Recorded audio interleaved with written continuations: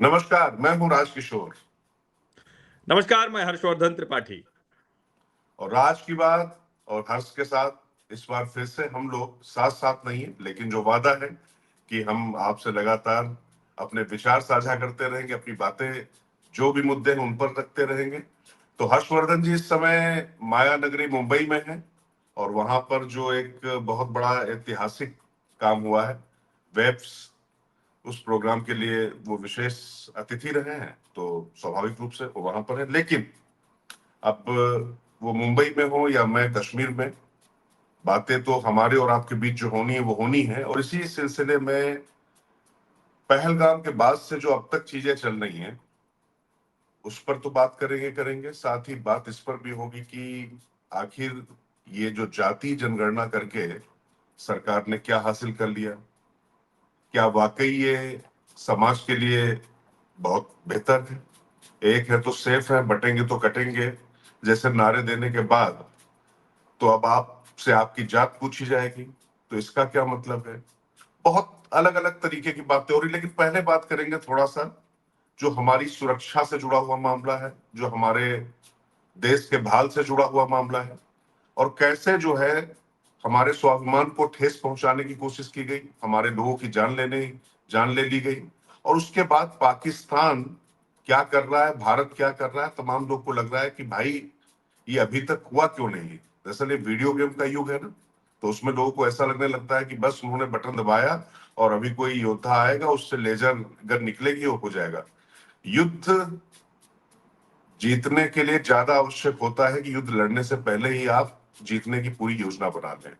तो अभी आपसे इतना ही कहा जा सकता है कि इस दिशा में जो चीजें होनी थी वो हो रही हैं। और इस बात का पूरी तरीके से मैं समर्थन हूं कि जब बंदूकें चले तो उस समय हमें मौन रखना चाहिए। और उससे पहले की जो तैयारियां हो रही हैं उस पर थोड़ी सी आपसे बात करेंगे। लेकिन हर्षवर्धन, बड़ा विपक्ष की तरफ से एक बड़ा घटनाक्रम हुआ। सीडब्ल्यूसी की मीटिंग में ये कह दिया जाता है कि सरकार के साथ हैं, राहुल गांधी पहुंच जाते हैं कश्मीर पर भी।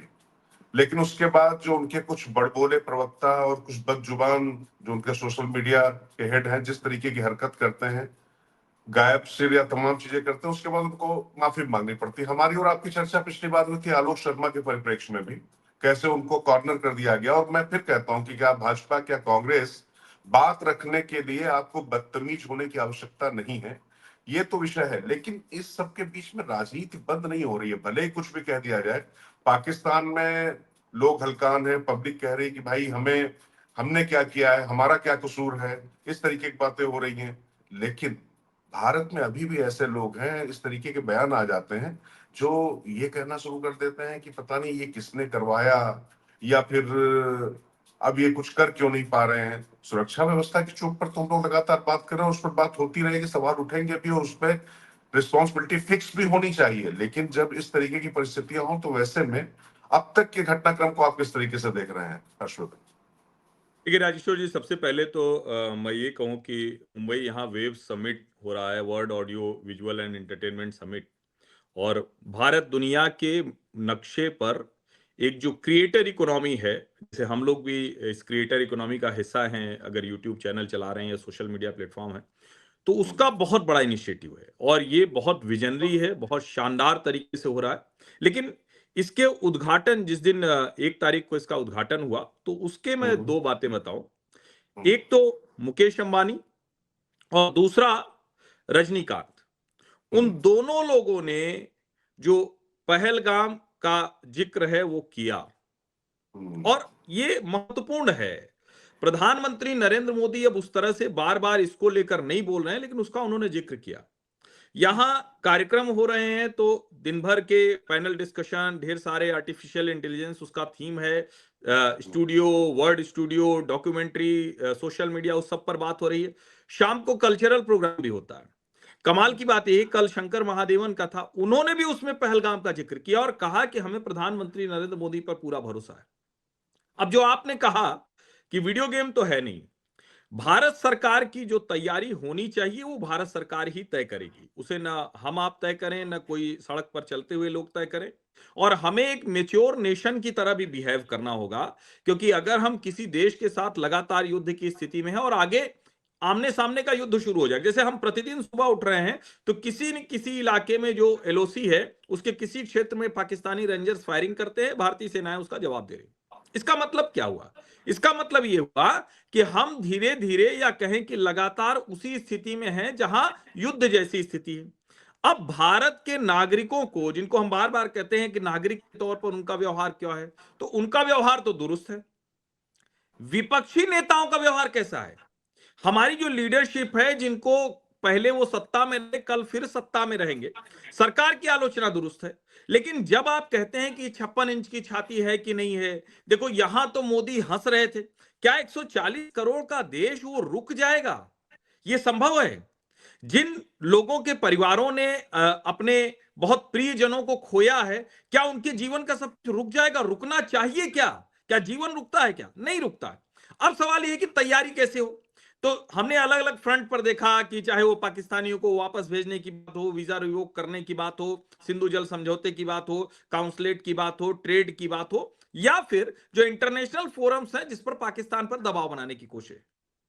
इन सब के बाद अगला चरण है कि क्या युद्ध होगा क्या। अब कई जो रणनीतिकार है वो कह रहे हैं युद्ध होना तो तय है, और युद्ध की बजाय लोग कहते हैं लिमिटेड वॉर होगी, एलओसी क्रॉस करेंगे। लेकिन कुछ रणनीतिकार ये भी कहते हैं कि प्रधानमंत्री नरेंद्र मोदी की रणनीति बड़ी स्पष्ट रही है कि दुनिया में पाकिस्तान को अलग थलग करो, और उसी रणनीति पर वो काम कर रहे हैं लगातार, चाहे भारत की सुरक्षा एजेंसियां हो या फिर विदेश मंत्रालय, रक्षा मंत्रालय और गृह मंत्रालय है, ये उस पर काम कर रहा है।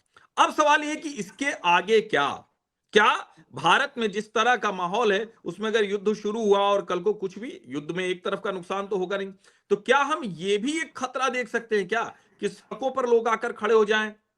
कुछ लोग कहने लगे कि अरे देखिए युद्ध कर दिया। अभी हमने देखा कि वो जिसका पति मारा गया, उस महिला ने कहा कि हमें कश्मीरियों से या उनके साथ कोई ऐसा बर्ताव नहीं करना चाहिए। उसको लेके दो मत आ गए। हम जिस तरह के लोकतांत्रिक देश हैं उसमें ये डिस्कशन, डिबेट, डायलॉग बहुत ज्यादा है। और कई बार कुछ जो इसको कहने वाले लोग हैं वो ये भी कहते हैं कहीं हम ओवर डेमोक्रेटाइज नेशन तो नहीं, क्योंकि हमारी लड़ाई चाइना और पाकिस्तान से है जो दोनों ही डेमोक्रेसी नहीं है, और हम ओवर डेमोक्रेसी हैं, तो कहीं उसका भी खतरा होता है क्या? और जो सबसे बड़ी बात कि हर बात पर जो आईटी सेल जिस तरह से अब गायब वाला पोस्टर हो उसको वापस लेना हो, जिस तरह से हर प्रधानमंत्री की गतिविधि को टारगेट किया जा रहा है। और हमने पुलवामा के बाद भी देखा था कि 12 दिन लग गए थे। हमने इंदिरा गांधी ने जब पूर्वी और पश्चिमी पाकिस्तान अलग किया, जो बांग्लादेश की शक्ल में निकल कर आया, तो भी करीब करीब 6 महीने लग गए थे उस तैयारी में। और कहा जाता है कि उस वक्त कहा गया, जब इंदिरा गांधी ने कहा तो उनको सेना प्रमुख ने साफ साफ कह दिया कि अभी ये स्थिति नहीं है हमारी। तो सवाल यह है कि इन सब के बीच में क्या विपक्ष का व्यवहार जिम्मेदाराना है? और मैं ये जरूर कहूंगा कि we the people of India, हम भारत के लोग बहुत मेच्योर बिहेवियर कर रहे हैं, बहुत सलीके से। आप देखिए तो लोग चाहते हैं कि ये सब कुछ हो, लेकिन आप किसी तरह का कोई दबाव होता हुआ नहीं देखते हैं। बड़ी अच्छी बात है। और अभी एक रिटायर्ड फौजी ऑफिसर हैं, उन्होंने लिखा, कोई भी आपको देखिए रील प्रधान देश हो गया है, लेकिन रील्स आपको सेना के मूवमेंट की नहीं दिख रही है, लोगों नहीं दिखा रहे। हां, जो राफेल कल उतरा उत्तर प्रदेश में गंगा एक्सप्रेसवे पर, उसको लोग दिखा रहे हैं। यानी कोई भी स्ट्रेटेजिक जो बातें हैं वो जनता की तरफ से नहीं जा रही, वो लोग नहीं बता रहे। अच्छी बात यह है कि मीडिया ने भी लगभग लगभग, मैं इसलिए कह रहा हूं कि कुछ लोग अभी भी नहीं मान रहे, लेकिन मीडिया ने भी लगभग अपने आप को थोड़ा रिस्ट्रेन किया है, अपने आप को थोड़ा रोक कर रखा है, और ऐसी कोई भी मूवमेंट की जानकारी नहीं दी जा रही है, ऐसी कोई भी सूत्रों के हवाले से खबर नहीं चल रही है कि सेना यहां तैनात हो गई, इधर ये कर दिया गया, युद्धाभ्यास कैसे हो रहा है, क्या कुछ हो रहा है। और मुझे लगता है कि ये सारे संकेत जो बड़ा तूफान होता है उसके पहले की शांति के हैं। और मैं फिर कह रहा हूं, भारत सरकार और भारतीय सुरक्षा एजेंसियां और हमारी सेनाएं, लीडरशिप वो इतनी सक्षम है, वो सही समय पर सही जवाब देंगे। विपक्ष को भी थोड़ा सा इस वक्त अपनी भूमिका तय करनी चाहिए, और शायद वो दबाव रहा होगा कि अब रेजोल्यूशन लाना पड़ा कांग्रेस पार्टी को, क्योंकि उनके नेताओं ने, तारिक अहमद कर्रा, सिद्धारमैया, रॉबर्ट वाड्रा नेता नहीं लेकिन परिवार के दामाद हैं, और जाने कौन कौन। इनको कुछ नहीं तो कम से कम शशि थरूर से सीखना चाहिए, इनको कुछ नहीं तो कम से कम उमर अब्दुल्ला से सीखना चाहिए। तो मुझे लगता है कि यह बहुत जरूरी है। और जो पाकिस्तानियों के लिए जो लोग आंसू बहा रहे हैं, इस देश के भले के तो नहीं हो सकते। और मैं बड़ी कड़ी बात एक कह रहा हूं, बहुत लोग इस पर ऐतराज कर रहे हैं, अगर पाकिस्तानी मुसलमानों को भारत में ही रहना है भैया, तो हिंदू बन के रहो। ये बुरा लगेगा लोगों को, मैं भारतीय मुसलमानों के लिए नहीं कह रहा हूं, भारतीय मुसलमान एकदम मुसलमान के तौर पर रहे, बहुत अच्छे से रहे, लेकिन मूल रूप से कोई कुछ भी कहे, इस देश का जो मूल चरित्र है वो हिंदू देश का है, हिंदू चरित्र का है, और वही रहना चाहिए। तो मुझे लगता है ये भी बात आनी बहुत जरूरी है।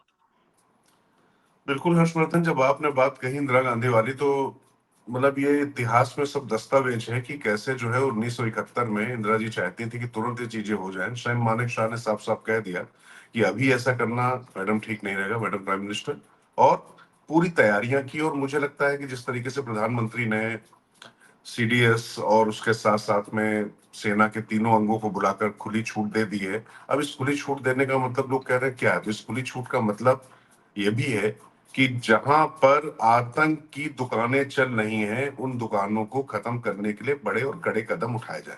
अब वो क्या होंगे, मैं निश्चित तौर पर मानता हूं कि ये उनके ऊपर छोड़ देना चाहिए।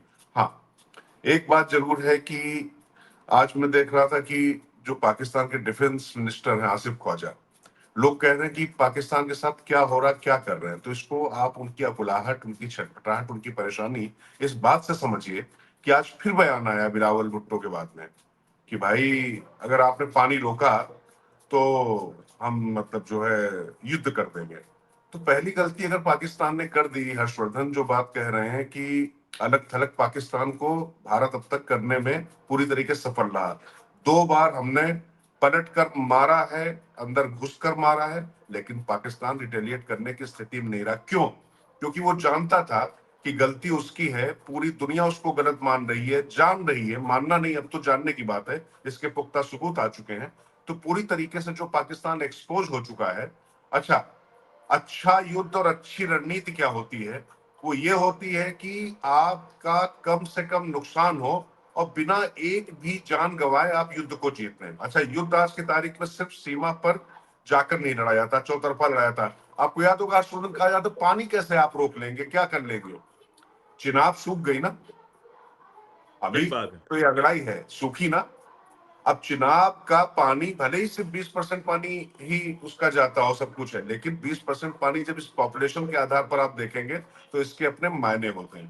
तो थोड़ा सा इसमें मुझे लगता है कि इंतजार करना चाहिए। और पाकिस्तान में जो बदहवासी है, पाकिस्तान में जिस तरीके से जनता वहां पर उनके साथ नहीं खड़ी दिखाई पड़ रही है, वो कह रही है कि हमारा कोई दोष नहीं, हमारे ऊपर क्यों करेंगे। जितनी बार मोदी जी मीटिंग करते हैं, जितनी बार राफेल यहाँ पर सड़कों पर उतर रहा है, उसकी फोटो दिखाई जाती है, वहां पर घबराहट है। तो ये उनको समझ में आ रहा है कि भारत करेगा जरूर कुछ ना कुछ। पर पाकिस्तान को भरोसा है, पाकिस्तान ही जान रहा है कि वो सुरक्षित नहीं, उनके साथ कुछ ना कुछ होगा जरूर। लेकिन भारत में बैठे हुए तमाम लोग जो है अब तक इंतजार कर रहे हैं कि 56 इंच की छाती, क्या 56 इंच की छाती प्रधानमंत्री की नहीं, इस देश के प्रधानमंत्री की होनी चाहिए, सिर्फ बात मोदी की नहीं है। और ये भारत की बात है, तो जब भारत की बात आती है तो भारतीय सेना, भारतीय सैनिक, भारतीय विपक्षी दल, भारतीय सत्ताधारी दल, हम आप सब इस मुद्दे पर एक होते हैं। हाँ, मैं फिर बार बार कह रहा हूं, सुरक्षा की चूक को लेकर जो प्रश्न उठाए जाने चाहिए उनको बिल्कुल उठाया जाना चाहिए। आप उठाइए, उस पर बात करिए।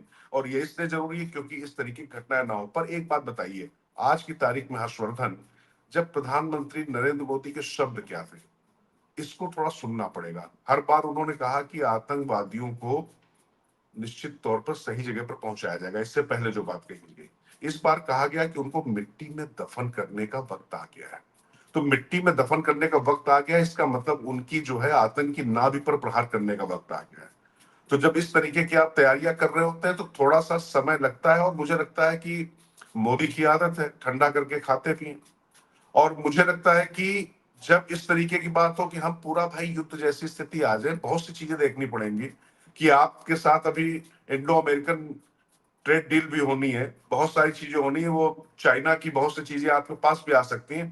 तो ये एक देखने और सोचने वाली बात है कि आप किस तरीके से रणनीति करते हैं। हाँ, एक बात जो आपने और कही कि कैसे जो है पाकिस्तान के जो मुसलमान यहाँ पर हैं और वो किस तरीके की बातें कर रहे हैं, यहाँ तो एक चीज भाई मानना पड़ेगा, वृंदावन में रहना तो राधे राधे कहना है।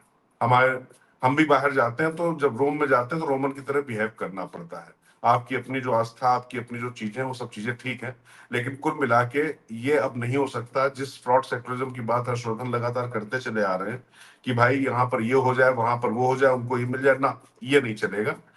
कुल मिलाकर जो लैंड का लॉ है, उसी लॉ के आधार पर आपको रहना पड़ेगा। और क्यों भाई हम घुसपैठियों को पालें? मतलब हमारा अन्न और हमारी योजनाओं का लाभ जो है, इस बार तो गजब हो गई। पता नहीं कितनी सानिया मिर्जा देश में निकल आई। मैं एक तुलना दे रहा हूँ, सानिया मिर्जा ने तो खैर तलाक कर दिया है, डाइवोर्स दे दिया है, लेकिन इतने लोग यहाँ पर भारत में, इतनी खातून रह रही हैं कि पति रह रहे हैं पाकिस्तान में, पत्नियां यहाँ रह रही हैं। तो ये सब चीजें नहीं चलेंगी। भारतीय जो संसाधन है उन पे हक भारतीयों का है, और मुझे लगता है इस पे अब कोई वो नहीं होना चाहिए हर्षवर्धन। नहीं, बिल्कुल। और ऐसे में जब कभी उच्च न्यायालय रोक लगाता है न ऐसे मसलों पर, तो वो भी बड़ा गंभीर हो जाता है। आप बार-बार मानवीय कहकर, मानवीय के चक्कर में, पीस एक्टिविज्म के चक्कर में भारत की सुरक्षा से समझौता होता है। और जो बार-बार कहा जा रहा है ना कि भई स्लीपर सेल कौन है? कौन लोग अपने घर में रुकाते हैं? कौन खाना खिलाते हैं? किनका घर परिवार आतंकवादियों की सेवा शुश्रूषा में लगता है? अब ये तो खतरनाक है कि अगर हमारा कोई सीआरपीएफ का जवान है, पाकिस्तानी उसकी बीवी, और ऐसे ढेर सारे हुर्रियत के नेता को तो आप पकड़ लेंगे कि उसकी पाकिस्तानी बीवी है, लेकिन हमारे सेना में हो, हमारे अर्धसैनिक बलों में हो, ये खतरनाक है। और मैं फिर कह रहा हूं, ये पूरा सिस्टम क्लीन करना पड़ेगा। ये एक दिन का, एक क्षण का या त्वरित प्रतिक्रिया का मसला नहीं। और हम उम्मीद करते हैं, इसीलिए इस मसले पर बहुत ज्यादा हम डीप डाउन नहीं जा रहे हैं। जो खबरें आपके पास हैं, आप कश्मीर से लौटे, या जो जानकारी मुझे मिल रही है, समझ में आ रही है, उसकी चर्चा हम यहां नहीं करेंगे। सरकार की अपनी रणनीति है, सुरक्षा एजेंसियों की रणनीति है, लेकिन इतना जरूर तय है कि पाकिस्तान को इसका खामियाजा बहुत बुरी तरह से भुगतना पड़ेगा। बहुत कुछ दिख भी रहा है, चाहे वो बलोच के फ्रंट पर हो, चाहे वो केपी के फ्रंट पर हो, चाहे सिंध में जो कुछ दिख रहा है, एलओसी पर जिस तरह की गतिविधियां हैं, चाइना के साथ भारत सरकार जिस तरह के डिप्लोमेसी और डायलॉग की कोशिश कर रही है, वो सब यहां दिख रहा है। सवाल बस यही है कि कब, किस सुबह हम उठेंगे और हमें दिखेगा कि एक और बड़ा ऐलान हुआ। लेकिन फिर वही बात है कि क्या ये विपक्ष फिर जिम्मेदार होगा? चरणजीत सिंह चन्नी तो अभी भी सर्जिकल स्ट्राइक नहीं मानते। इनके नेता लगातार कह रहे हैं कि पाकिस्तान से बात कर लीजिए। बात तो जितनी करनी थी उससे ज्यादा की, और वही बात तो करना था कि प्रधानमंत्री नरेंद्र मोदी नवाज शरीफ के घर चले गए, तो आज तक कांग्रेसी कहते हैं कि बिरयानी खेलने चले गए, जबकि नरेंद्र मोदी तो वो वाले हैं जो नींबू पानी पी के रह जाते हैं या बहुत सामान्य भोजन करते हैं, लेकिन एक तंज कसा जाता है। तो मुझे लगता है उस सब का जवाब निश्चित तौर पर भारत की सेना, भारत का नेतृत्व देगा। हमें उस पर पूरा भरोसा है। लेकिन एक और बड़ा बवाल हो गया इसके बीच में। मैं मतलब हम आप इस पर चूंकि चर्चा नहीं किए हैं, तो आइडिया नहीं है कि अभी हम लोग एक दूसरे के साथ नहीं, मैं कैसा इसको आपको नहीं, मैं आपको एक बात बता दूं। आप जानते हैं, चूंकि हमारी और आपकी मुलाकात पिछले 3 हफ्तों से नहीं हो पा रही है। नहीं हुई कभी है। आप बाहर, हम बिल्कुल। बाहर हैं। अच्छा, हाँ। इसमें मैं आपको बताऊं, मेरे पास लगातार कमेंट आ रहे हैं, और मैंने आपकी भी मतलब उस पर कमेंट देखे। लगातार हमारे जो दर्शक हैं वो ये कमेंट करके पूछ रहे हैं कि आप दोनों लोग इस मुद्दे पर कब चर्चा करते हैं, आप दोनों का क्या मत है। तो हम्म। मैंने तो जवाब दे दिया था। मैंने कहा था कि अभी तो हर्षवर्धन जी बाहर हैं, लेकिन जब बाहर आएंगे तो निश्चित तौर पर चर्चा करेंगे। अभी हमारी उनसे बात नहीं हुई है। अब जो भी बात होगी साक्षात होगी। तो चलिए अब शुरू करते हैं इस नहीं, पर। बिल्कुल। जिसको कहें कि सब ऑन एयर बात होगी और कोई राज की बात आज नहीं रहने वाली है। देखिए, एक बात तो है, मतलब कैसे देखा जाए, क्या कहा जाए, भारतीय जनता पार्टी की आईटी सेल लगी हुई है कि हम तो एकदम यही करने के लिए पार्टी ही बनाए थे। ऐसे लग रहा है कि जैसे जाति गिनने के लिए भारतीय जनता पार्टी बनी हो। जाति जनता पार्टी तो नहीं है, ये भारतीय जनता पार्टी। तो हिंदू न सही तो भारतीय गिनते, जाति क्यों गिनने लगे? लेकिन इधर से आईटी सेल वो कर रही, तो दूसरी तरफ से एक आईटी सेल आ गई है जिसमें जवाहरलाल नेहरू, इंदिरा गांधी, राजीव गांधी, ये सब विरोध करते रहे और कहते रहे कि जात तो बिल्कुल नहीं। इंदिरा जी का तो नारा भी बड़ा मशहूर है कि न जात पर न पात पर, इंदिरा जी की बात पर मोहर लगेगी हाथ पर। राजीव गांधी ने तो क्या क्या कह दिया वो छोड़ ही दीजिए। अब सवाल ये है कि क्या ये इसको राहुल गांधी के दबाव के तौर पर देखा जाना है? तो मैं तो इसको कोई किंतु परंतु दाएं बाएं नहीं करूंगा। राहुल गांधी ने इस मुद्दे पर इस सरकार को कौन जात हो, जात पूछ के पत्रकार पिटवा दिया। पिछड़ी जाति का पत्रकार था, जाति पूछ के तमाशा कर दिया। यह अलग बात है कि जाति के आधार पर अपने यहां कुछ नहीं दिया। सीट भी देनी हुई तो अपनी बहन प्रियंका को दी, वायनाड में न मुसलमान को दिया, न रायबरेली में किसी ब्राह्मण या पासवान को दिया, क्योंकि वहां तो सबसे ज्यादा यही दोनों समाज है। सवाल यहां यही उठता है, क्या ये जो जातीय जनगणना दबाव में निर्णय लिया गया है, इसका कोई बड़ा अर्थ निकलने वाला है। तो मंडल के बाद क्या ये राजनीति बदलने वाला निर्णय है? क्या जातीय जनगणना जो सरकार ने दबाव में की है, इसमें वो दूसरा पक्ष देख रहे हैं कि अच्छा ठीक है, चलो हिंदुओं की जाति गिनेंगे, इसी बहाने पहली बार 1931 से 1881 से सेंसस शुरू हुआ और 1931 से सोशियो इकोनॉमिक कास्ट सेंसस, उसके बाद हम 2025 में जो शुरू करेंगे उसमें मुस्लिमों की भी जनगणना कर लेंगे। उससे कोई अलग किस्म का पोलराइजेशन, ध्रुवीकरण, एकत्रीकरण करने की योजना है। लेकिन इतना तो तय है, ये पेंडोरा बॉक्स खुल गया है। क्या कह रहे हैं तेजस्वी यादव? पिछड़ों, अति पिछड़ों के लिए सीट आरक्षित करो। जो काम उस वक्त डॉक्टर भीमराव अंबेडकर चाहते थे लेकिन गांधी जी ने नहीं होने दिया, और अलग से जो डुअल कॉन्स्टिट्यूएंसी का मसला था वो नहीं होने दिया, अब आप उसके तरफ जा रहे हैं। एससी के लिए, एससी एसटी के लिए सीटें रिजर्व होती तो उसके पीछे मसला यही था कि वो वंचित शोषित समाज है। अब जो ये पिछड़ा है, क्या सही में वंचित शोषित है? इसकी बात होनी चाहिए। कौन सा ऐसा समाज है? और मैं तो फिर कह रहा हूं, अब तो सारे आंकड़े सामने आ रहे हैं। लोग कह रहे हैं कि भैया सवर्ण तो 1931 की जनगणना में वो बहुत ज्यादा थे, ब्राह्मण, राजपूत और वो सब मिला लें तो बहुत ज्यादा संख्या थी उनकी। और अगर ये इतना कम होता तो देश के हर हिस्से में कैसे पाए जाते? भाई ठीक है, आपने द्रविडियन पॉलिटिक्स करके तमिलनाडु से भगा दिया, और मैं तो कह रहा हूं एक बार तय ही हो जाए। मैं तो इसका बहुत समर्थक पक्षधर नहीं रहा। मेरा हमेशा ये मानना रहा है कि जाति नहीं गिननी चाहिए, देश आगे जाना चाहिए। मोदी सरकार इस मामले में देश को पीछे ले जा रही। अब मोदी जी के समर्थक जो हैं घनघोर वाले, वो कह रहे हैं कि कोई मास्टर स्ट्रोक इसमें भी होगा। मुझे तो कोई भैया मास्टर स्ट्रोक दिख न रहा है। हम बड़ी कोशिश किए, प्रयास कर रहे हैं तब से, और इस वक्त लाने की क्या जरूरत थी जब देश दूसरी बातें कर रहा है? उस समय में आप ये लेकर आ रहे हैं। अब इसमें क्या समाज के भीतर से दबाव आया? फिर सवाल यह है कि क्या इसके नीचे जाएगा मामला? जो पिछड़ी जातियों में खाए पिए घाये लोग, चलो ठीक है, पंडित जी तो खाए पिए घाये थे ही, पंडित जी तो सबका शोषण कर ही रहे हैं, राजपूत तो सबका शोषण कर ही रहे हैं, बनिया तो सबका शोषण कर ही रहे हैं, कायस्थ तो सबका शोषण कर ही रहे हैं। तो जो ये पिछड़ी जाति वाले थे, जिनको कहा जाता है पिछड़ी जाति, हालांकि कहना किसी को पिछड़ा नहीं चाहिए, तो ये क्या बदलेगा क्या? इस पर मुझे लगता है बात होनी चाहिए। और मेरा ये मानना है कि ये निर्णय कतई गलत है, नहीं होना चाहिए था। अब हुआ है तो पूरी तरह से जातियों का पता चले, हिंदू, मुसलमान, ईसाई, जिसका जिसका भी है, सबकी जाति पता चले, और ये भी पता चले कि किस जाति को कितना मिल रहा है। लेकिन अगर ये करके सोच रहा है कोई कि आरक्षण बढ़ा के, सीटें रिजर्व करके कुछ देश का भला करेंगे, तो हम इसको बनाना रिपब्लिक से ज्यादा कुछ नहीं बना सकते। मेरा तो स्पष्ट तौर पर यही विचार है। नहीं हर्षवर्धन, ये बात सच है कि खास तौर से ऐसे समय पे जब लोग अपनी स्किल, अपनी योग्यता और बराबरी के अवसर लगभग सबको मिल रहे हैं, और मुझे लगता नहीं कि उस तरीके की बातें हैं, और पिछड़ी जातियों का आरक्षण या जो इसकी जो मांग है, तो ये तो ऐसा नहीं हो सकता ना कि जिसकी लाठी हो उसकी भैंस हो। ये जिसकी लाठी उसकी भैंस का जो ये जो पूरा तंत्र शुरू हुआ है, जो ये प्रवृत्ति शुरू हुई, ये कतई उचित नहीं है। हाँ, वाकई जो गरीब हैं, शोषित हैं, पिछड़े हैं, उनको आगे लाने के लिए प्रयास किया जाना चाहिए।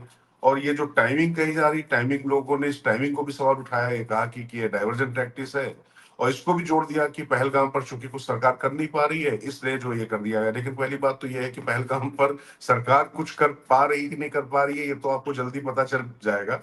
और ये निश्चित रहना चाहिए, इस देश के पुरुषार्थ पर भरोसा रखना चाहिए कि उसको आप रोक नहीं सकते। हाँ, ये जिस तरीके से बहुत से जातिगत जनगणना के नाम पे जातिगत सर्वे जो होने लग गए थे और अलग अलग आंकड़े आने लग गए थे हर्षवर्धन, उसके बाद केंद्र के सामने लगातार स्थितियां विकट होती चली जा रही थी। और संसद के अंदर याद करिए कि गृह मंत्री अमित शाह ने साफ साफ कहा था खड़े होकर कि जब भी जनगणना होगी तो वो जाति के आधार पर होगी। ये वो ऑलरेडी बोल चुके हैं, पहली बात नहीं, पहली बार ऐसा नहीं बोला गया।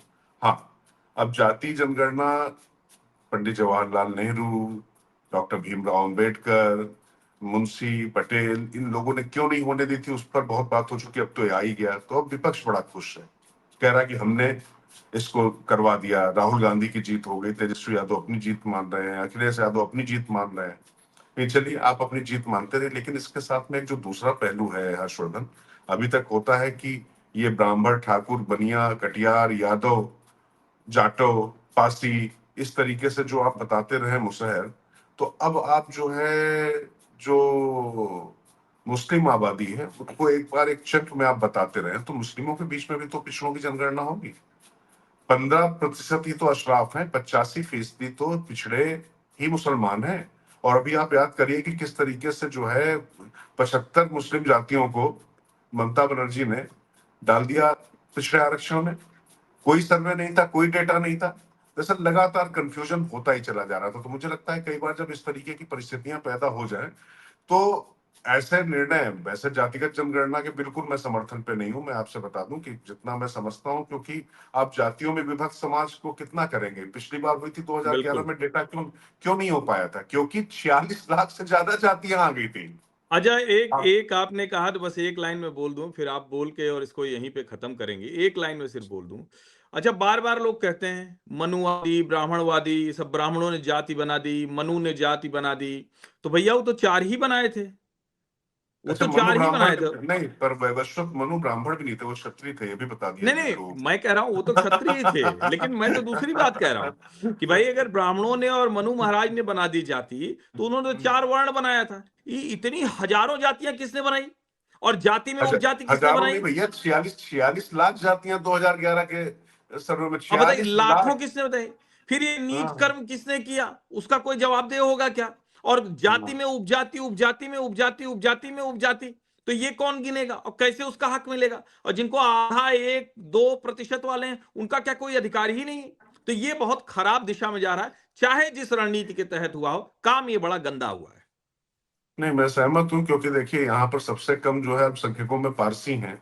आप देख बिल्कुल। लीजिए कि वो किस तरीके से वो कर रहे हैं। मतलब मैं मुझे नहीं लगता कि ये बहुत उचित कदम है, लेकिन हाँ, मैं फिर कह रहा हूँ, कई बार क्या होता है कि हर्षवर्धन, ये आवश्यकताएं ऐसी हो जाती हैं, जिस तरीके का दबाव। और देखिए, मैं एक बात तो मानता हूँ, प्रधानमंत्री नरेंद्र मोदी जी अपनी छवि को लेकर कुछ ज्यादा ही, मतलब अति संवेदनशील कई बार नजर आते हैं। बिल्कुल, और बिल्कुल, वो बिल्कुल। सवाल ना उठे, ये ना उठे, और खासतौर से जब सामाजिक न्याय की बात आती है, तो उस पर वो मुझे साफ साफ पीछे हटते दिखाई पड़ते हैं। क्योंकि अब आज की तारीख में ये देखिए कि जो तमाम लोग भारतीय जनता पार्टी की, खासतौर से जो मीडिया आईटी चल रही हो या जो दूसरे लोग रहे हो, वो लोग विरोध करते रहे इसी आरक्षण का। आज की तारीख में उनकी तो मजबूरी देखिए, उनको इसको मास्टर स्ट्रोक बताना पड़ रहा है, समर्थन करना पड़ रहा है। समर्थन करना पड़ रहा है, और हमें बताना पड़ रहा है। तो अब वही बातें वो कर रहे हैं जो पहले दूसरी तरफ कर रहे थे।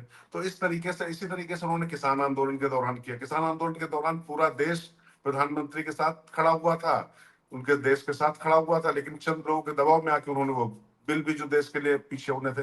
तो ये जो टेफ्लॉन कोटेड छवि की वो झुकते नहीं है, ये सारी चीजें, तो इससे देखिए थोड़ा सा उस पर फर्क पड़ता है, इसमें कोई दो राय पड़ता नहीं है है। हर्षवर्धन।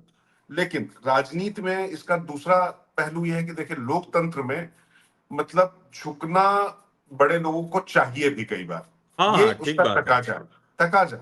क्योंकि वो हुँ, वहां पर शासन करने गए हैं, तो वो अपनी इच्छा के लिए नहीं, जनता के भले के लिए, जनता की आकांक्षाओं की पूर्ति के लिए। और अगर जनमानस का इस तरीके के दबाव आ रहा है, आग्रह आ रहा है, तो मुझे लगता है कि इसमें मुझे कोई बहुत बुराई नहीं महसूस होती। व्यक्तिगत तौर पर मैं इसके समर्थन में नहीं हूं, लेकिन जो तर्क दिए जा रहे हैं, उसका तर्क ये है कि जब भाई मुसलमानों में भी अब गिनती शुरू होगी हर्षवर्धन, तो ये समझ में हुँ। आएगा ना कि कौन तेली है, कौन लोहार है, कौन जो है वहां पर सिर्फ एक, मतलब एक तरीके से पेंट कर दिया था, सिर्फ पंक्चर बनाने वाले ही नहीं है ना, जगह जगह पर कई नाव भी है ना, कई जगह अच्छा, दूसरे लोग भी हैं।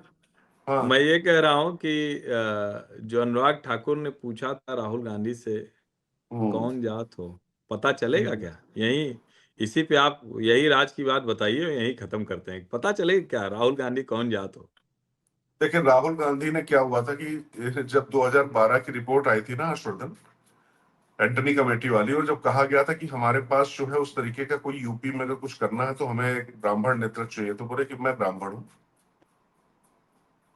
उन्होंने अपने आप को तब ब्राह्मण पार्टी के अंदर सबके बीच में कह दिया था। अब हालांकि समझ में नहीं आता है कि कैसे वो ब्राह्मण है। और मतलब देखिए, कोई ब्राह्मण है, कोई ठाकुर है, कोई क्षत्रिय, कोई जाटव है, इस बात से किसी को कोई मतलब ही नहीं होना चाहिए। इन फर्क नहीं लोगों ने पड़ता, समाज बिल्कुल। को, दरअसल राजनीति को, भले ही फैसले मौजूदा सरकार ले, लेकिन राजनीति किस तरीके से, किस दिशा में लेकर जा रहे हैं। एक मंडल कमीशन की राजनीति आई, उसने जो है कांग्रेस खत्म करके रख दिया, मतलब पूरी तरीके से। कैसे सब पूरे देश में कितनी दिक्कत हुई। लेकिन एक अच्छी बात यह है कि आज की तारीख में लोग थोड़ा मैच्योर हो चुके हैं, और सबको समझ में आ रहा क्या चीजें हैं। पर हाँ हर्षवर्धन, आखिर में मैं ये जरूर कहना चाहूंगा कि ये फैसला राजनीतिक तौर पे बिहार चुनाव के मद्देनजर जरूर लिया गया है, जिससे उसका फर्क पड़े, लेकिन ये लेना पड़ता है, ये मैं आपको बता रहा हूं, क्योंकि भारतीय हुँ, जनता पार्टी के अंदर भी इस तरीके से कुछ बातें उठनी शुरू हो चुकी थी। और ये चीजें की गई तो विपक्ष से कहने को ये मुद्दा छीन लिया गया। लेकिन मुझे बस इतना नहीं समझ में आ रहा है कि अभी जनगणना का आधार क्या होगा, क्योंकि कुछ हमने जो लोगों से बात करने की कोशिश की तो बताया जा रहा है कि 1931 का कुछ 4000 जातियों का समुच्चय लेकर उसके साथ में जाया जाएगा, उसी के अंदर सारी उपजातियां वर्ण वर्ग सब होंगे, इस तरीके से काम हम्म। किया जाएगा। पर सवाल ये है कि क्या वो जो आंकड़ा आएगा उस आंकड़े के आधार पर जो क्रीमी लेयर जो लगातार आरक्षण का लाभ उठाते हुए चले आ रहे हैं, तो जो वाकई वंचित रह गए हैं लोग, उन तक चीजें पहुंचेंगी। अगर इस तरीके से चीजें होती हैं हर्षवर्धन, तो इसका मैं स्वागत करूंगा। लेकिन अभी जो चलिए फैसला तो किया गया है वो राजनीतिक तौर पर किया गया है, उससे थोड़ा असहमति है मेरी। चलिए, तो आपको जो लोग लिख रहे थे उन सबको जवाब मिल गया। हम दोनों की पक्की वाली राय सामने आ गई और प्रतीक्षा करते हैं। कई बार ऐसी चीजें होती हैं जिसमें थोड़ा समय लगता है उसको समझने देखने में, तो हम भी उसका इंतजार करते हैं, उसकी प्रतीक्षा करते हैं। बहुत बहुत धन्यवाद। नमस्कार।